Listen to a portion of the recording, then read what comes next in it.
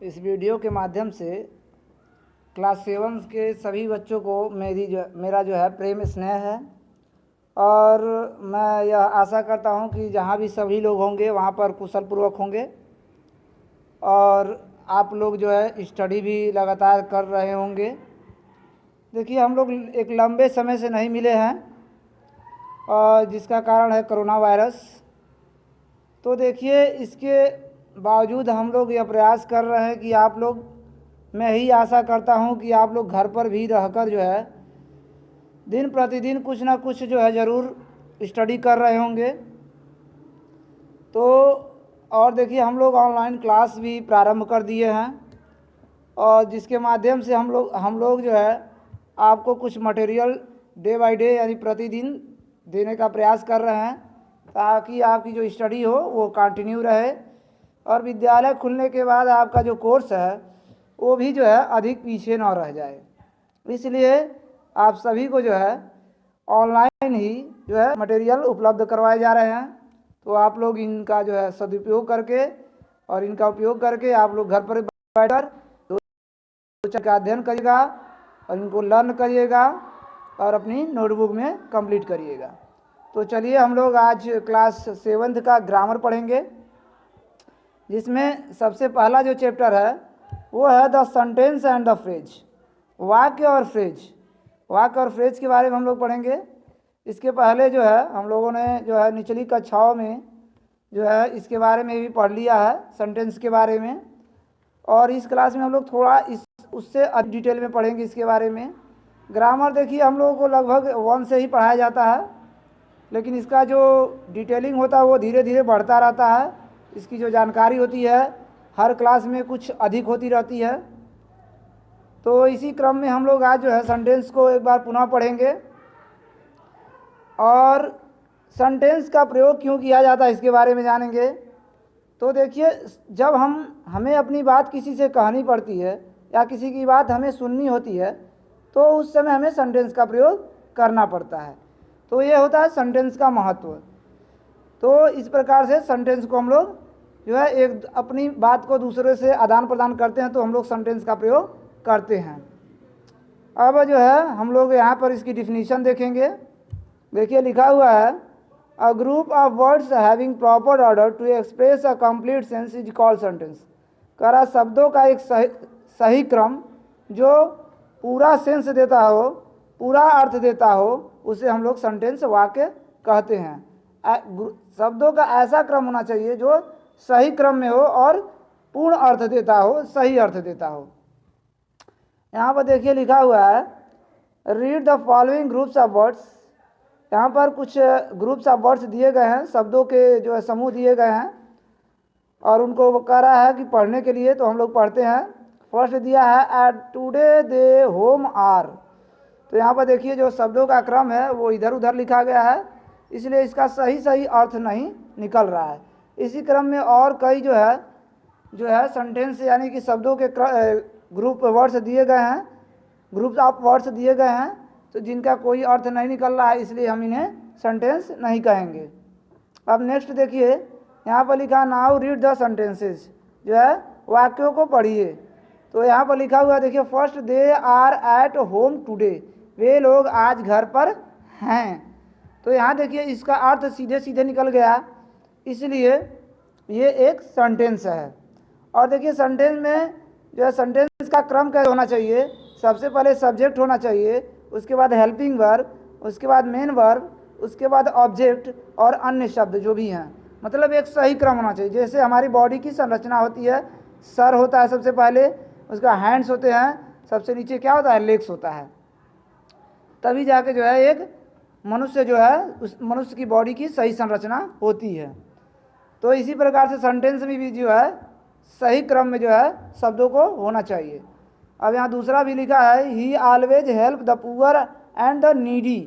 कह रहा है कि वो हमेशा जो है गरीबों और आवश्यकता वाले लोगों की मदद करता है। तो ये भी देखिए एक सीधा वाक्य है, इसलिए ये भी एक सेंटेंस है। अब इस प्रकार से जो है सेंटेंस हम लोगों ने देख लिया। अब हम काइंड्स ऑफ सेंटेंस पढ़ेंगे, मतलब जो है वाक्य के प्रकार कि वाक्य के कितने प्रकार होते हैं। देखेंगे हम लोग चीज़ें ऐसी होती हैं लेकिन उनका प्रकार भी होता है। जैसे पेड़ हैं तो बहुत सारे, जैसे पेड़ तो सभी होते हैं लेकिन उनका कई प्रकार के पेड़ होते हैं, जैसे छोटे, मोटे, लंबे, इस प्रकार से। तो सेम कंडीशन यहाँ भी है कि जो है सेंटेंस तो सभी को कहा जाता है लेकिन इसके प्रकार होते हैं। कौन कौन से होते हैं तो यहाँ पर हम देखेंगे। देखिए लिखा है there are 4 kinds of sentences. चार जो है सेंटेंस जो है वाक्य 4 प्रकार के होते हैं। फर्स्ट लिखा है असर्टिव और डिक्लेरेटिव सेंटेंस। पहला होता है असर्टिव सेंटेंस यानी कि साधारण वाक्य। दूसरा होता है इंट्रोगेटिव सेंटेंस, प्रश्नवाचक वाक्य। तीसरा होता है इम्परेटिव सेंटेंस जो होता है आदेशात्मक वाक्य। और चौथा होता है एक्सक्लेमेटरी सेंटेंस, विस्मयादिबोधक वाक्य। अब यहाँ पर हम लोग देखेंगे असर्टिव सेंटेंस को, देखेंगे कि इसे कैसे पहचाना जाता है। तो यहाँ पर लिखा है an assertive sentence, an assertive और डिक्लेरेटिव सेंटेंस स्टेट और declare something, it can be a positive और निगेटिव सेंटेंस। कह रहा है असर्टिव सेंटेंस जो होता है वो साधारण सी घटनाओं को प्रकट करता है और ये जो है पॉजिटिव यानी सकारात्मक भी हो सकता है और नकारात्मक हो सकता है। कह रहा है कि असर्टिव सेंटेंस जो है साधारण बातों को प्रकट करता है या साधारण घटनाओं के बारे में वर्णन करता है। जैसे यहाँ पर दिया हुआ है I like go for a walk, मैं जो है वॉक पे जाना पसंद करता हूँ, टहलने जाना पसंद करता हूँ।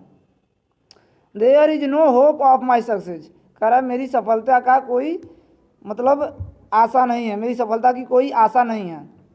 सी went to the post office, वह पोस्ट ऑफिस गई। तो इस प्रकार से देखिए कई वाक्य लिखे गए हैं, ये सारे के सारे असर्टिव सेंटेंस में लिखे गए हैं, जिसमें पॉजिटिव भी हो सकता है और निगेटिव भी हो सकता है। फिर नेक्स्ट आ जाइए इंट्रोगेटिव सेंटेंस। कह रहा है an interrogative sentence ask a direct question. कह रहा है इंट्रोगेटिव सेंटेंस ऐसा सेंटेंस होता है जो है क्वेश्चन पूछता है, प्रश्न पूछता है।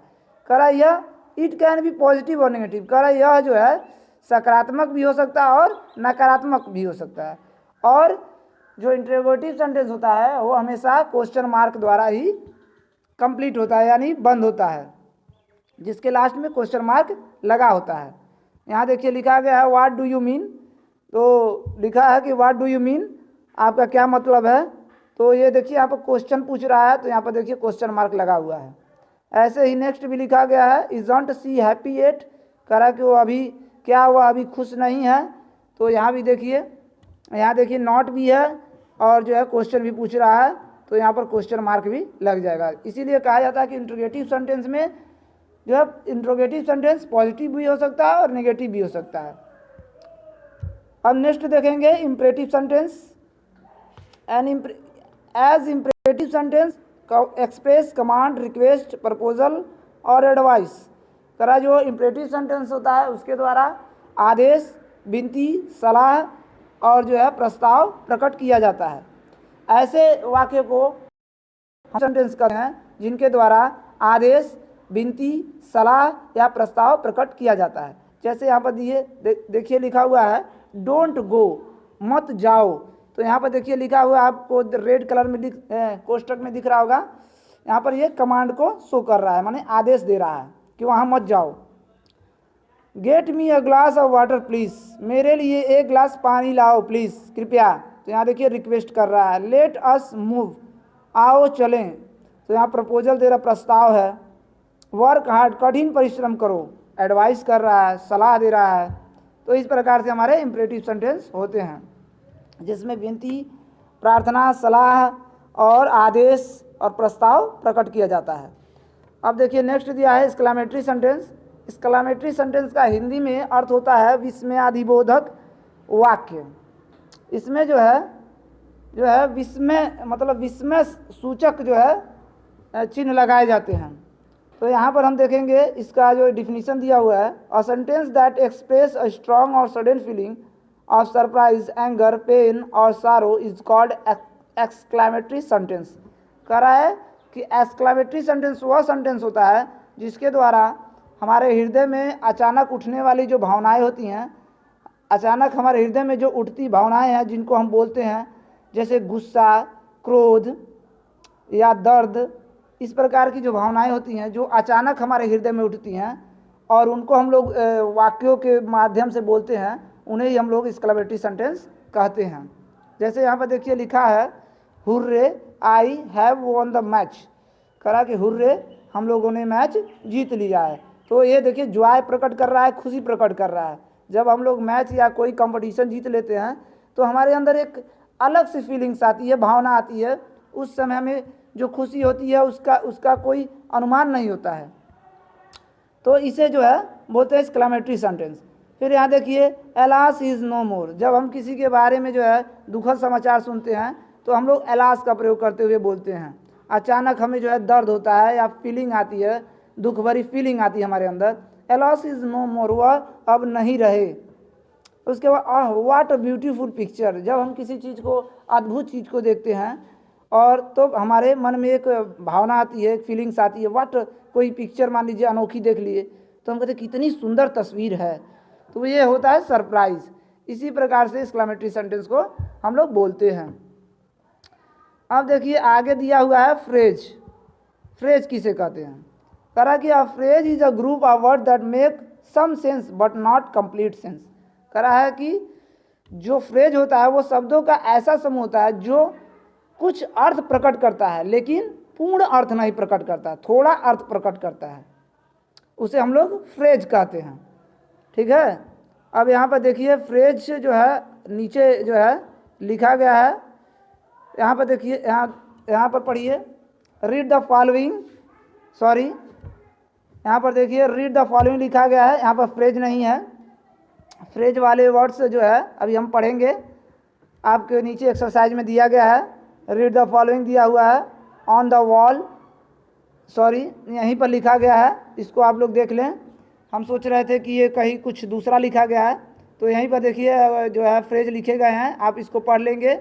लिखा है on the wall, at down, behind the wall, in the morning. तो इस प्रकार से ये सारे फ्रेज हैं। अब आगे लिखा है a sentence always has verb but a phrase does not. करा कि वाक्य में सदैव जो होता है हमेशा एक क्रिया होती है, लेकिन फ्रेज में एक क्रिया नहीं होती है। जो फ्रेज होता है उसमें कोई क्रिया नहीं होती है और सेंटेंस में हमेशा एक क्रिया होती है। तो इस प्रकार से आपका फ्रेज कंप्लीट हो गया। अब देखिए यहाँ पर दिया हुआ है read the following, there is a scenery on the wall. Second दिया ही came at down, the boy stood behind the wall. ये सारे जो है इसमें फ्रेज का प्रयोग करके जो है सेंटेंस बनाया गया है, on the wall, at down, behind the wall, इस प्रकार से। अब आप लोग आ जाइए नीचे एक्सरसाइज पे। तो यहाँ पर देखिए क्या करना है आपको। एक्सरसाइज ए दिया है राइट 4 सेंटेंसेज। इसमें जो है आपको सभी सेंटेंस के 4 वाक्य लिखने हैं। जैसा कि हमने एक लिख दिया है, देखिए एसर्टिव सेंटेंस के जो 4 वाक्य लिखने हैं, राइट 4 स्टेटमेंट्स। तो यहाँ पर देखिए, यहाँ पर हमने लिख दिया है मोहन राइट्स अ लेटर, यह एक सिंपल सेंटेंस है। इसी प्रकार से आप 3 और जो है अपने मन से सेंटेंस बनाकर इसमें भर देंगे, वो चाहे पॉजिटिव हो या निगेटिव हो। अब नेक्स्ट देखिए बी नंबर लिखा है राइट 4 क्वेश्चन। तो यहाँ आपको 4 जो है प्रश्नवाचक वाक्य लिखने, सेंटेंस लिखने हैं। जैसे यहाँ पर मैंने एक पहला लिख दिया है वेयर डू यू लिव, आप कहाँ रहते हैं। इसी प्रकार से आप जो है क्वेश्चन वर्ड के माध्यम से या हेल्पिंग वर्ड के माध्यम से आप जो है सेंटेंस, इंट्रोगेटिव सेंटेंस बना सकते हैं। जैसे आप किसी से कह सकते हैं, पूछ सकते हैं where does the sun rise, या कुछ इस प्रकार से क्वेश्चन वर्ड होना चाहिए। या ऐसे पूछ सकते हैं कि do you go to school today, क्या आप स्कूल जाएंगे, मतलब will you go to school today, क्या आप स्कूल जाएंगे। इस प्रकार से मतलब हेल्पिंग वर्ब द्वारा भी आप जो है इंट्रोगेटिव सेंटेंस बना सकते हैं। तो इसको जो है मैंने 1 कर दिया है और 2, 3, 4 आप लोग कर लेंगे। सी नंबर दिया है कि राइट 4 एक्सक्लेमेशंस। तो आपको 4 जो है विस्मयाधिबोधक वाक्य जो है विस्मय सूचक शब्द वाक्य लिखना है। जैसे यहाँ मैंने पहला लिख दिया अलास हिज फादर डाइड, उसके पिताजी मर गए। तो यहाँ पर अगर कोई मिस्टेक हो गया होगा तो देखिए इसमें प्रिंट करने में हो सकता है कोई मिस्टेक हो गया हो, तो इसको आप लोग जो है सही कर लेंगे। और जो 3 और जो है सेंटेंस दिए गए हैं भरने के लिए, उनको आप लोग भर लेंगे। नीचे दिया गया है डी नंबर देखिए राइट 4 इम्परेटिव सेंटेंसेस की जो है 4 जो आपको इम्परेटिव सेंटेंस लिखने हैं। और ये सेंटेंसेस कैसे होने चाहिए मैंने ऊपर आपको दिया है, जिसमें कमांड हो, रिक्वेस्ट हो, चलिए। तो देखिए मैंने यहाँ लिख दिया है और 3 आपको लिखने हैं। फिर ई नंबर देखिए यहाँ पर दिया हुआ है, change the following sentences into questions. तो यहाँ पर देखिए ये जो सेंटेंस दिए गए हैं इनको क्वेश्चन में बदलना है, और इन सभी सेंटेंस को जो है आपको हेल्पिंग वर्ब द्वारा जो है क्वेश्चन में बदलना है। तो एक लिख दिया गया है, बाकी आप सभी लोग हेल्पिंग वर्ब की मदद से इन सभी सेंटेंस को बना लेंगे। तो यहाँ देखिए 1 से लेकर 10 तक दिया गया है, इसको आप लोग कर लेंगे। यह थोड़ा सा लंबा वर्क है, लेकिन आप लोग भी जो है थोड़ा देखिए आगे बढ़ रहे हैं, तो आप लोग भी मेहनत करनी पड़ेगी। अब देखिए एफ नंबर दिया है, use the following phrases in the sentences. तो यहाँ पर देखिए फ्रेज दिए गए हैं, अब इनको जो है हमें सेंटेंस यानी वाक्य के रूप में प्रयोग करना है। तो यहाँ पर आप क्या करेंगे, लिखेंगे द वर्ड्स। देखिए मैंने एक वाक्य जो है सेंटेंस लिख दिया बना के फ्रेज का प्रयोग करके, the words are flying in the sky. जो है पक्षी जो है आकाश में उड़ रहे हैं। तो यहाँ देखिए इन द स्काई जो है फ्रेज आ गया। इसी प्रकार से जितने भी फ्रेज दिए गए हैं इन सभी को आप लोग सेंटेंस में प्रयोग करके बना लेंगे। तो ये एक लंबा वीडियो था, क्योंकि देखिए इसी में जो है आपको पढ़ाना भी था और जो है समझाना भी था, और जो है इसमें ही आपको जो एक्सरसाइज भी करवाना था, इसलिए एक लंबा वीडियो है। लेकिन आप सभी लोग इसको जो है पूर्ण वीडियो को देख लेंगे और जो है समझ लेंगे, और इसको लाइन बाय लाइन अच्छे से पढ़ लेंगे। अगर कोई त्रुटि हुई है तो उसके लिए मैं खेद प्रकट करता हूँ। और जो है वीडियो को आप लोग अच्छे से देखने के बाद जो है अपनी कॉपी में इसको कर लेंगे, और तब तक एक लेसन आप कंप्लीट करेंगे ग्रामर का। फिर हम लोग नेक्स्ट वीडियो में मिलेंगे, तब तक के लिए थैंक्स।